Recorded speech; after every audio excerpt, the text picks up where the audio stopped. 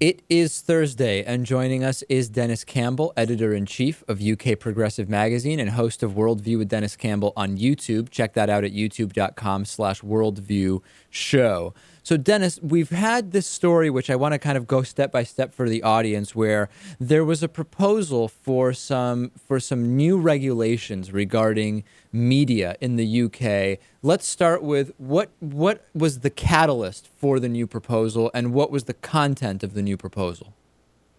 Back in November of 2011, there was a commission that began its work. It was the Lord Leveson Press Inquiry, and Lord Leveson is a justice in the Supreme Court here.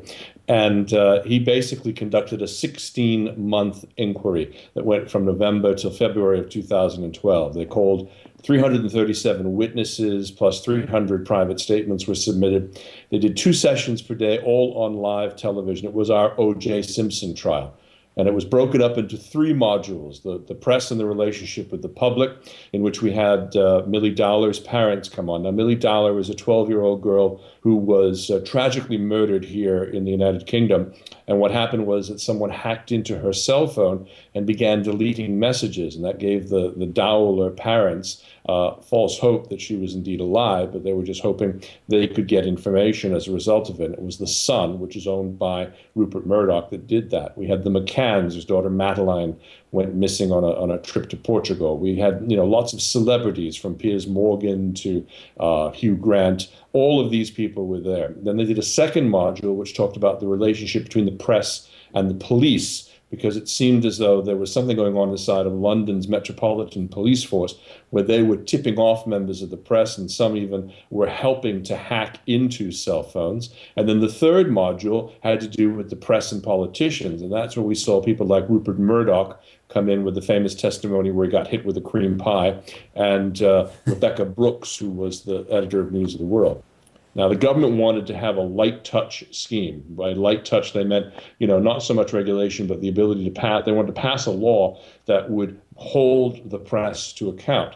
The problem was that, you've got a current government that would be okay, but if you had government, say, 2 and 3 down the road, they might interpret that light touch differently and put restrictions on the press. And the press themselves offered a rather toothless royal charter scheme, but that would conflict with the group that I'm a member of, which is the Chartered Institute of Journalists, and they already have a royal charter, which was given by Queen Victoria back in 1890. So the whole thing was a big mess, because you also had these B-level celebrities involved as well in a group called Hacked Off. So you basically have the government, you've got the press, you've got Hacked Off, and you've got the politicians. So what was the eventual proposal that came forward, and what is the status of that proposal now?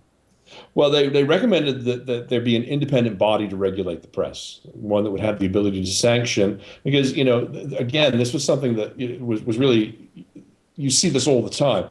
The mistakes and errors of a few end up costing everybody. And what the members of the press, the members of my association, the Chartered Institute of Journalists, and others were saying, we had Charlie Harris on our show earlier this week talking about this, was that, wait a minute, we already have existing laws. How about, instead of writing new laws, we enforce the ones that are already on the books? Of course, everybody was reluctant to do that, because then they would draw the ire of the same press they're trying to regulate. And they said that this independent organization would have the ability to offer arbitration. They could actually sanction, fine, and handle libel and breach of privacy law complaints that would come as a result.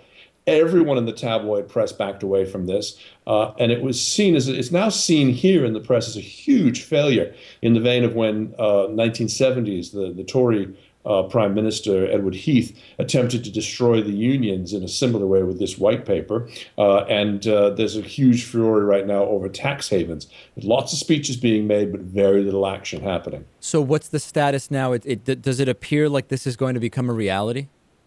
Well, they're back in session this week, and not much has actually come out. There have been a couple of editorials that have been written. One I just read before we came on air here from The Guardian, which is basically equating this as dead on arrival. And that's we've seen millions of pounds spent to produce this 2,000-page report from the Leveson Inquiry. We've seen lots of hearings, and we've seen draft legislation, and there doesn't seem to be any will for all of these various parties to come together. It's just a complete mess right now. I'm interested to get your thoughts. In the U.S., if there was an equivalent type of proposal and controversy and push, you would hear a lot of the arguments against this additional body or additional regulation on the press. You would hear a lot of people saying, hold on a second, this is a freedom of speech issue. This would be the government getting involved. This is a constitutional thing. Do you believe that not having that as a factor in the debates over this in the UK, is that a positive influence or a negative influence in terms of having a good conversation about whether the proposed regulations do or don't make sense? Well, you've got a situation in which the two nations are so completely different in the way in which they govern. I mean, the United States has a constitution, and the First Amendment guarantees the right of free speech. And most of the cases that go before your Supreme Court end up in a situation of, no, that's a violation of this publication's right to free speech. There's no such constitution here in the United Kingdom, or even for that matter in the European Union, which is why, if you remember a few weeks back, we were talking about banks having the ability to seize deposits. We were talking about that relating to Cyprus. And some of the other things that were going on. The regulatory and legal structure are so different. We have a hate crimes law here, for example. We have a law that would prevent individuals from being able to do some of the things that you see being done fairly regularly by the Tea Party, which is, to utter insults and real threats and attacks against the president or any other member of government. A lot of the xenophobic sort of Muslim hate speech that you hear rather regularly in the United States is banned by law here. And if you do that, you can find yourself in jail or under some sort of house arrest situation. All right, Denis, what's coming up on Worldview Show? Well, tonight we've got a fascinating story from a woman who has been suffering. Basically, her physical body is breaking down rapidly, and she's made a decision to terminate her life. So we have a fascinating, far-reaching discussion on euthanasia. She's based in the Netherlands, and what you can and cannot do in terms of ending your own life. So it sort of runs very nicely into the earlier talk when Obamacare was coming in on death panels and killing grandma. And we also, earlier this week, had Charlie Harris. He's the president of the Chartered Institute of Journalists. So if anybody has an interest in learning more about the way in which our association and others have gone about fighting the attempts by the others to just sort of sweep this under the rug, he's a good interview, and you'd enjoy hearing him. Sounds fascinating. And the euthanasia interview, I'm definitely looking forward to seeing that. It seems compelling. Worldview. She's an amazing woman, Ricky Moore, Dr. Ricky Moore, and it's incredibly powerful. She couldn't do this interview last week; she was so ill, and to then see her being able to do it, we taped it 2 days ago for airing tonight. It's one of the more powerful interviews we've had. Well, youtube.com/worldview show is where people can check that out. Just subscribe, and that way you'll be notified when that video goes up. Denis, thanks as always. We'll talk to you next week. Thank you. Have a good weekend.